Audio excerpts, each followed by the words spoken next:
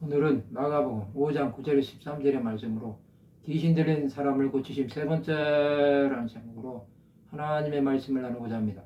본 말씀은 이에 물으시되 내 이름이 무엇이냐 이르되 내 이름은 군대니 우리가 많음이니이다 하고 자기를 그 지방에서 내보내지 마시기를 간구하더니 마침 거기 돼지의 큰 떼가 상곁에서 먹고 있는지라. 이에 간구하여 이르되 우리를 돼지에게로 보내어 들어가게 하소서 하니 허락하신데 더러운 귀신들이 나와서 돼지에게로 들어가며 거의 2천마리 되는 떼가 바다를 향하여 비탈로 내리더라 바다에서 몰사하거늘.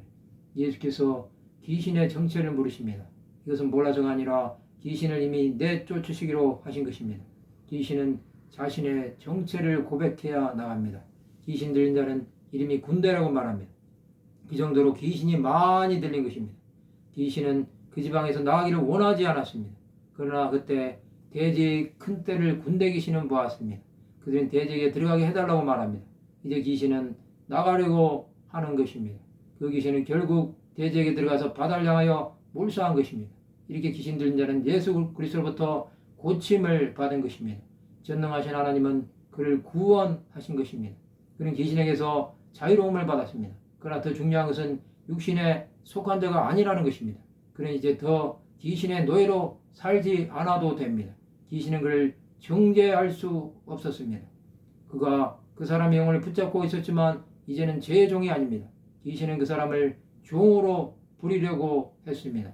그러나 그 사람은 자유하는 종의 영을 받은 것입니다. 그는 이제 자유하는 자가 되어 하나님의 뜻을 깨닫는 자로 살아가게 될 것입니다. 그는 이제 집으로 돌아가도 됩니다. 그의 삶은 이제부터 예수를 위해 사는 인생으로 바뀌게 될 것입니다.